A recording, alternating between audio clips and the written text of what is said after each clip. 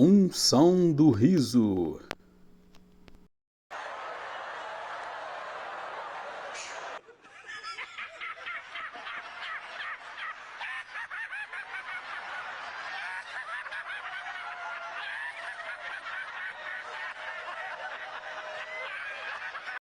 Unção do cão.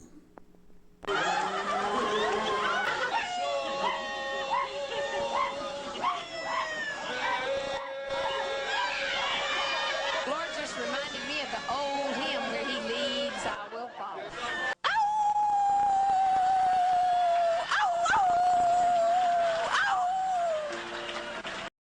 Unção dos R$ 900 ou unção da prosperidade. Going to release upon them Eu vou liberar sobre eles a financial anointing. uma unção financeira. And I want you to make a commitment E eu quero que você faça um compromisso for 900 reals. para você semear R$ 900. You say, "Why?" Por que 9? Because this is the year 2009. Porque este é o ano de 2009. Olá pessoal, tudo bem? No vídeo de hoje nós falaremos sobre a teologia da prosperidade e em específico o Instituto Rema. Como que fundou o Instituto Rema e o período, o ano em que foi fundado, o que motivou Kennedy Reagan, que é o principal, o fundador do Instituto Rema, o que inspirou ele a criar a escola, o Instituto, a Teologia Rema. Aqui trata em sua maior parte, o seu maior conteúdo, chega até 80%, trata sobre a prosperidade aqui nessa terra, neste mundo. Então, fica até o final do vídeo, deixa seu like, deixa seu comentário e você vai se surpreender. Roda a vinheta aí.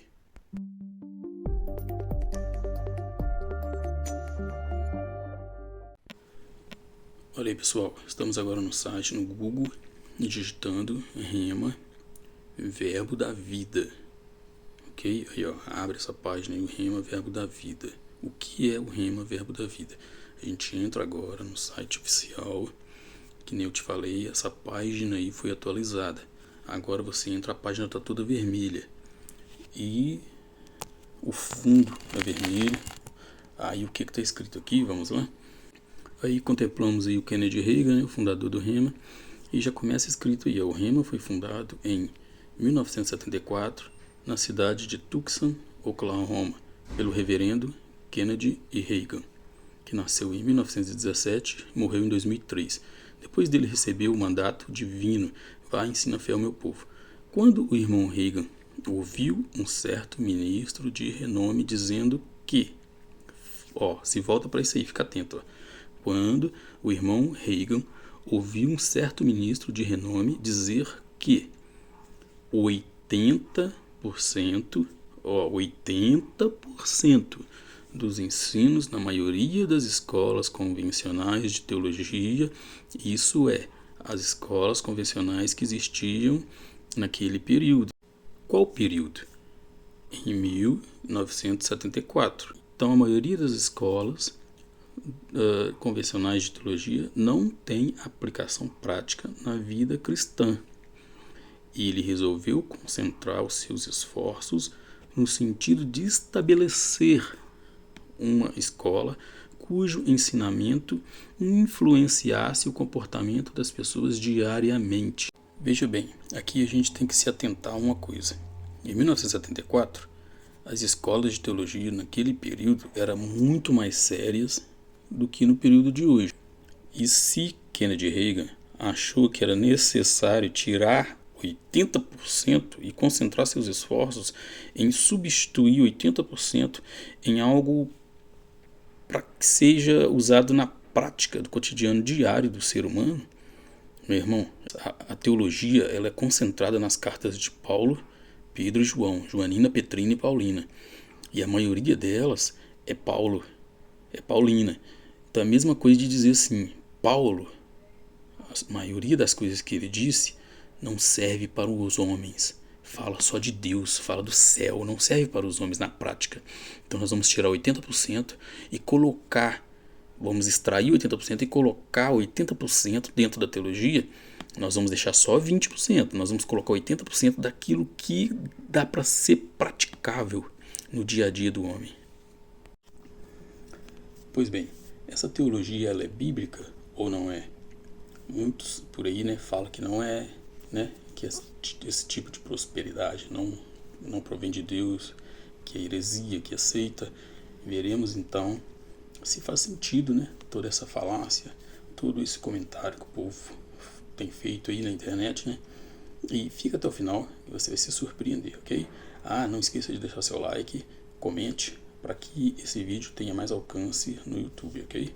No Brasil já foram graduados cerca de 30 mil alunos, sendo o país onde há o maior número de escolas. Esse aí que vocês estão vendo é o reverendo Bud, o apóstolo Bud, fundador do Verbo da Vida no Brasil, e a sua esposa. Pessoal, eu quero fazer aqui agora um comentário muito sério. A teologia da prosperidade, ela tomou um rumo fora do controle, tão sério que o próprio Kennedy Reagan teve que convocar reunião com seus liderados, com os apóstolos ao qual foram formados, com seus discípulos, e pedir para que eles parassem, porque tinham ido longe demais. Nós vamos ver que Kennedy Reagan, antes de morrer, morre em 2003, ele faz um livro pouco divulgado. Não se vê divulgação desse livro pelo Instituto Rema. Nas teologias, quem forma no Instituto Rema, eu tenho parentes que já formaram, não, amigos que já formaram. Quando fala a respeito deste livro, eles não sabem, desconhecem. Então, resumindo, não é anunciado este livro lá. O nome do livro é O Toque de Midas. Nós vamos ver agora partes do livro que Kennedy Reagan escreveu pouco antes de morrer, O Toque de Midas. Antes de morrer em 2003, o reverenciado, pai do movimento Palavra da Fé, corrigiu seus filhos espirituais por terem ido longe demais com a sua mensagem de prosperidade. O pregador Kennedy Reagan é considerado o pai do que é conhecido como o Evangelho da Prosperidade.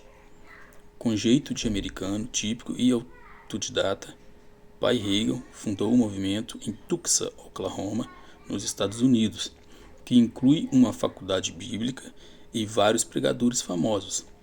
Todos eles ensinam que os crentes que ofertam generosamente devem esperar recompensas financeiras deste lado do céu.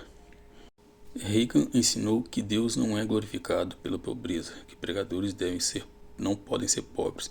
Porém, antes de morrer em 2003 e deixar o Centro de Treinamento Bíblico Rema nas mãos do seu filho Reagan Jr., ele reuniu muitos dos seus colegas em Tucson para exortá-los por terem ido longe demais com a mensagem. Ele não estava contente com o fato de que muitos de seus seguidores estavam manipulando a Bíblia para dar suporte ao que considerava ganância e arrogância e indulgência. Aqueles que estavam próximos a Reagan dizem que ele estava fortemente empenhando em corrigir esses abusos antes de sua morte. De fato, ele escreveu um livro brutalmente honesto com o objetivo de demonstrar suas preocupações. O livro O Toque de Midas foi publicado em 2003, um ano após a infame reunião em Tucson. Meu querido, se esses pregadores, se Reagan, Kennedy Reagan, chegou ao ponto de instruir os seus próprios liderados, esses pregadores, a pararem porque estão indo longe demais, meu querido, analisemos então. Ele tira lá no início 80% da teologia para fazer isso aí, que resultou em uma reunião um ano antes dele morrer em Tucson, para poder corrigir os seus liderados, dizer que eles estavam indo demais. Aí, logo em seguida, ele faz o livro Toque de Midas. Considerações feitas por Kennedy Reagan no livro O Toque de Midas. Prosperidade financeira não é um sinal de bênção de Deus. Reagan escreveu: se prosperidade somente fosse um sinal de espiritualidade, então traficantes de drogas e chefões do crime seriam gigantes espirituais.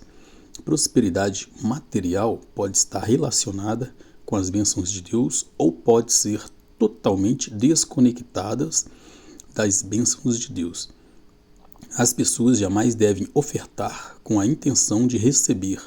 Reagan criticou aqueles que tentam tornar a oferta em uma espécie de máquina de vendas celestial. Ele denunciou os interesseiros, principalmente aqueles que ofertam carros para obter carros novos ou ofertam ternos para obter ternos novos. Ele escreveu: não existe fórmula espiritual para semear um Ford e colher um Mercedes. Não é bíblico dar nome à semente em uma oferta. Reagan estava estupefato com essa prática que foi popularizada nas conferências de fé na década de 80. Os pregadores do movimento algumas vezes dizem aos ofertantes que, quando eles dão uma oferta, devem exigir um benefício específico como retorno. Reagan rejeitou essa ideia e disse que focar no que você irá receber corrompe a verdadeira natureza da nossa atitude de ofertar. O retorno de 100 por 1 não é um conceito bíblico. Reagan fez as contas e chegou à conclusão de que, se esta noção bizarra fosse verdadeira, nós teríamos crentes por aí não somente com bilhões, mas trilhões ou quadrilhões em dinheiro. Ele rejeitou o popular ensinamento de que o crente deve exigir uma taxa de retorno específica sobre o valor da oferta. Não se deve confiar em pregadores que dizem ter uma unção que cancela dívidas. Reagan estava perplexo com ministros que prometem cancelamento de dívidas sobrenatural para aqueles que dão uma quantia em oferta. Ele escreveu em O Toque de Midas: que eu saiba, não existe nada na Escritura que valide esse tipo de prática. Eu suspeito de que isso seja simplesmente um esquema para levantar dinheiro para o pregador. E, no fim das contas, pode se tornar perigoso e destrutivo para todos os envolvidos. Muitos televangelistas americanos e também brasileiros usam esse falso argumento. Normalmente, eles insistem que o cancelamento miraculoso dos débitos somente acontecerá se a pessoa ofertar agora mesmo, como se a unção para esse milagre evaporasse imediatamente depois do programa. Esse recurso manipulador mais parece bruxaria do que crença cristã. Reagan condenou outras esquisitices. Ele condenou certas esquisitices usadas para iludir plateia e fazê-las esvaziar suas carteiras. Ele ficou indignado quando um pregador disse no rádio que levaria os pedidos de oração para a tumba vazia de Jesus em Jerusalém e oraria por eles lá, se os pedidos estivessem acompanhados de uma oferta especial de amor. O que o pregador do rádio realmente queria era que mais pessoas enviassem oferta, disse. Reagan também escreveu aos seus seguidores: superenfatizar ou aumentar o que a Bíblia ensina invariavelmente causa mais danos do que benefícios.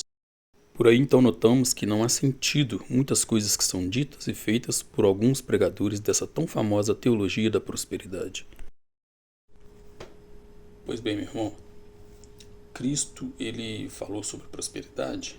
Sim, notamos vários textos bíblicos que se referem à prosperidade. Cristo tem um encontro com um jovem rico e nesse encontro, tratando sobre a salvação, o que farei para poder, poder herdar o reino dos céus, para poder, ser salvo. Todas as coisas que Cristo falava, mas isso eu já faço. Segue a lei de Moisés, isso eu já faço. Cristo vira e fala assim: então você vai pegar tudo que você tem, vender e dar para os pobres. O coração daquele homem se fecha, porque a sua alegria estava nos seus bens, na sua riqueza. O coração dele se fecha. E ele não se dispõe a abrir mão das suas riquezas para poder seguir a Cristo. Agora eu quero te mostrar uma outra coisa. Cristo, quando comissiona os 70 apóstolos, Cristo faz a comissão dos 70, ele dá instruções para os 70. E uma das instruções é: quando entrares, chegares em uma cidade, chamares em uma casa e forem bem aceitos, entra e lá coma tudo que for servido. Agora, quando chegar, chamar e não for aceito, não for atendido, não forem bem aceitos, bate os pés, tira a poeira dos vossos pés, de lá não leva nem a poeira. E tem uma outra instrução mais séria que Cristo passa para eles e que quase ninguém se atém. Cristo fala assim: leve somente o necessário. Como assim? Eles estavam numa viagem, não é verdade?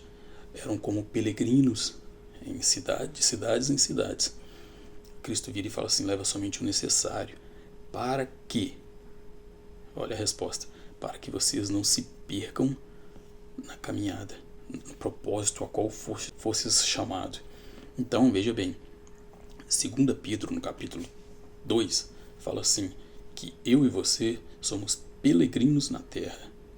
Como peregrinos, viajantes, nosso reino não é nesse mundo. Nós não somos pertencentes a este mundo.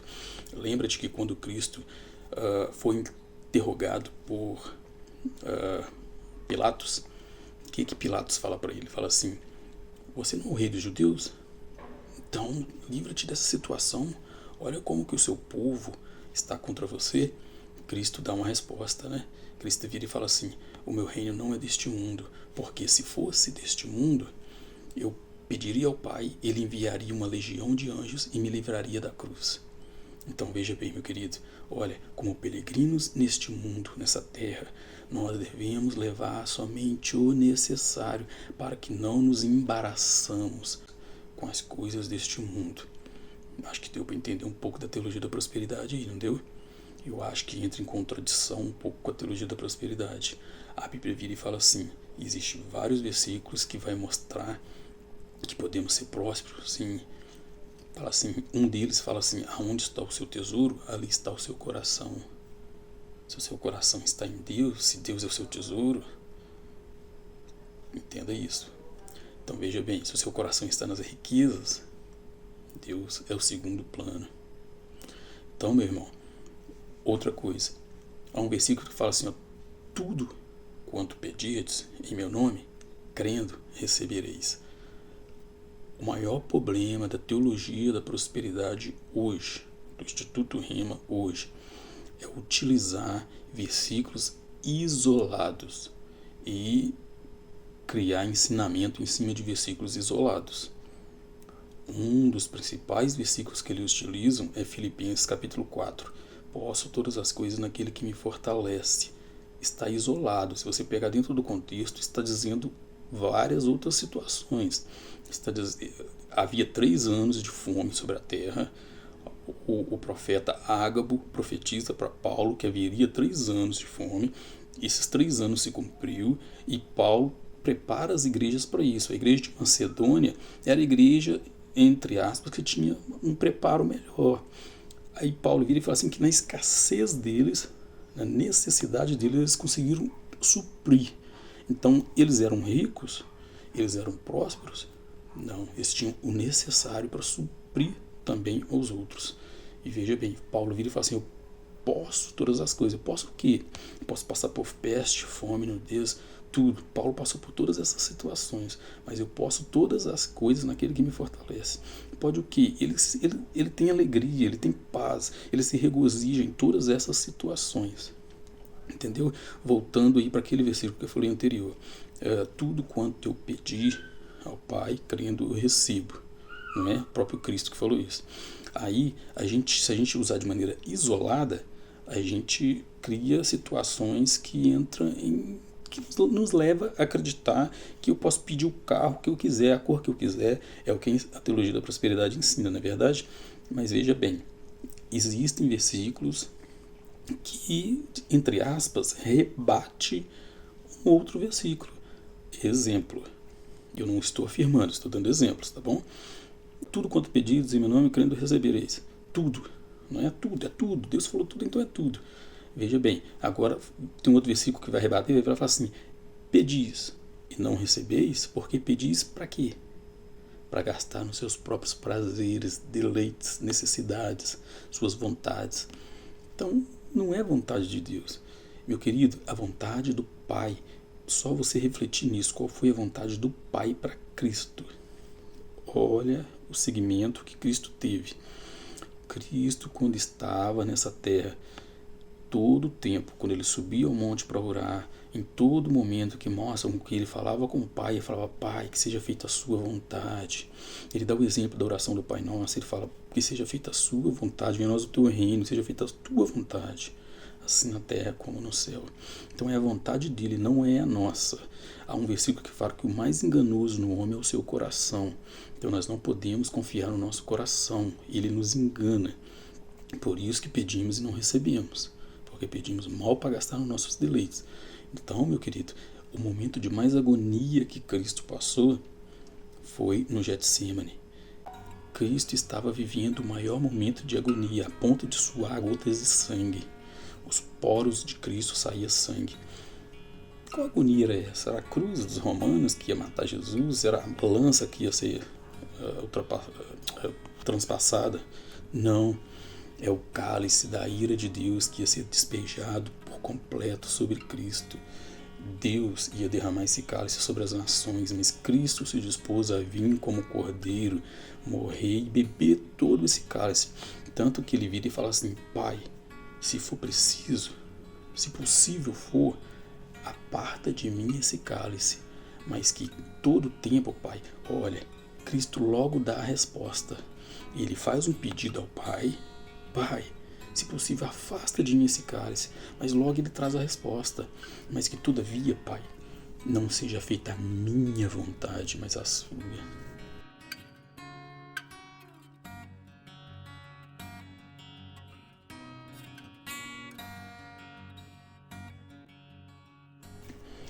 Meu querido, fica com Deus, viu? Por hoje é só. Espero ter esclarecido muitas coisas. Inscreva aqui no canal para que esse vídeo possa alcançar muitas pessoas. Fica com Deus, viu? Deus abençoe.